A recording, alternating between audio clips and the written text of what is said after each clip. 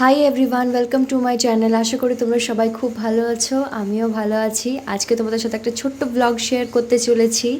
আজকে আমি একটা জায়গায় ঘুরতে চললাম। কোথায় চললাম সেটা তো তোমরা ভিডিও দেখলেই জানতে পারবে, আগে থেকে একদমই বলা যাবে না। সো আমি এখন আছি কলকাতায়। সকাল থেকে বেরিয়েছিলাম, তাই কিছু ব্রেকফাস্ট করতে পারিনি, ওই জন্য খাবারটা খেয়ে নিলাম।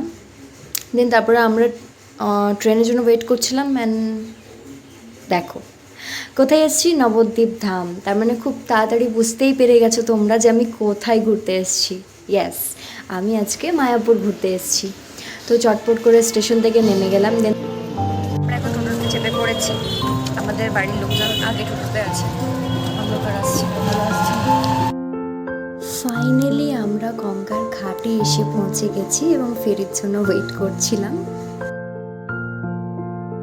আমরা এখন ফেরিঘাটের কাছে চলে এসেছি। এবার আমরা ফেরি করবো, দেন আমরা মায়াপুর যাব।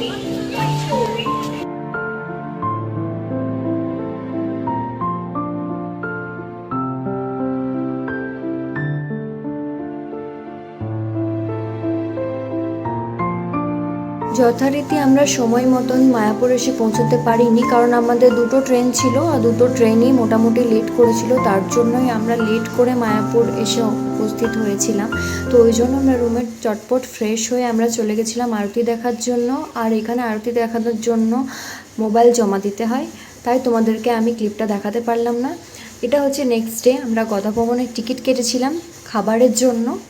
তো এখানে তোমরা ভিউটা দেখে নাও, খুব সুন্দর, নানান রকম ফুলের কালারফুল গাছ লাগানো ছিল, যার জন্য খুব সুদিং লাগছিল। আর এটা একটা পার্কের মতন ছিল, আর উপরেই দেখতে পাচ্ছ মায়াপুরেশ্বর মন্দির। খুব ভালো লেগেছিল। তো আমরা চটপট করে টিকিট কেটে আমরা লাইনে দাঁড়িয়ে পড়েছিলাম। এই যে তোমরা দেখতে পাচ্ছ আমরা লাইন এগোচ্ছে, এর সাথে সাথেই আমরা গদাভবনে এন্টার করব। দেন আমাদের যে থালিটা দেবে সেটাও তোমাদের সাথে শেয়ার করব, সঙ্গে থাকো।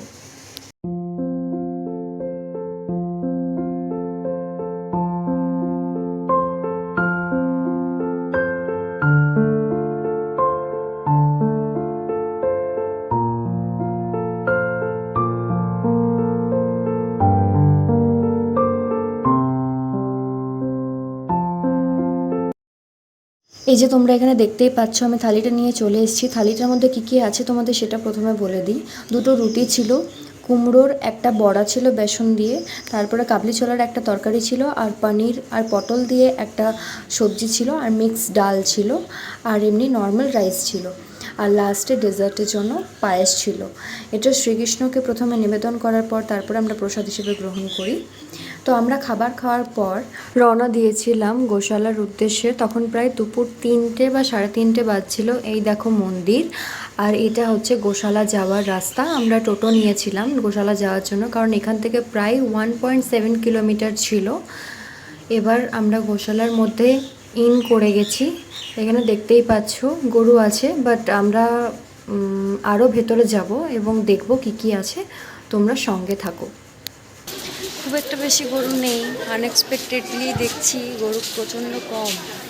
শুনলাম এখানকার লোকজনের কাছে যে প্রচুর পরিমাণে গরু থাকে অন্যান্য সময়, বাট এই টাইমটা খুব কম আছে। তোমরা দেখাচ্ছি আইস।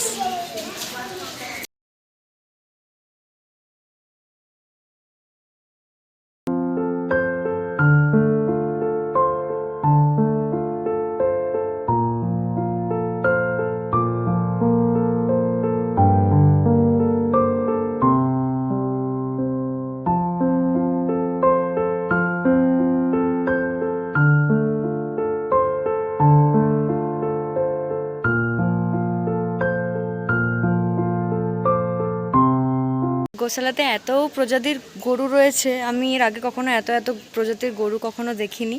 তার মধ্যে তোমাদের একটা দেখালাম নন্দী, একটা ব্ল্যাক কালারের নন্দী টাইপের ছিল।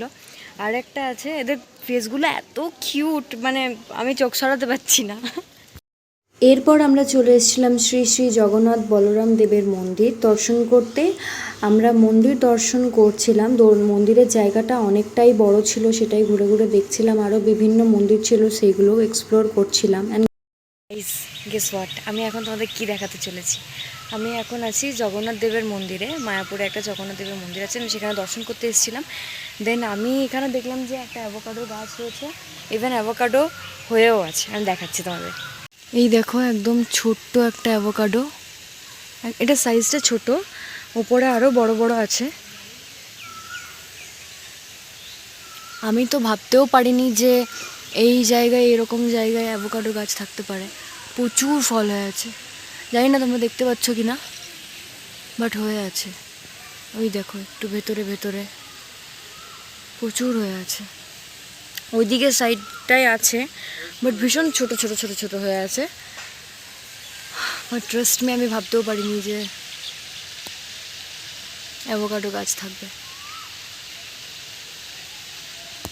সমস্ত মন্দির এক্সপ্লোর করার পর আমরা একটু চায়ে বিরতি নিয়েছিলাম। দেন তারপরের দিন আমাদেরকে তো বাড়ি ফিরে যেতে হবে, এখানেই শেষ। দিনের দিন আমরা বাড়ি ব্যাক করছি। আমরা এখন লঞ্চের জন্য ওয়েট করছি। লঞ্চটা ওপার গেলেই আমরা নবদ্বীপ পৌঁছে যাব। যদি আমাদের হাতে টাইম থাকে তাহলে নবদ্বীপটাও আমরা ঘুরবো একবার, আর যদি না টাইম থাকে তাহলে বাড়ি ব্যাক করতে হবে।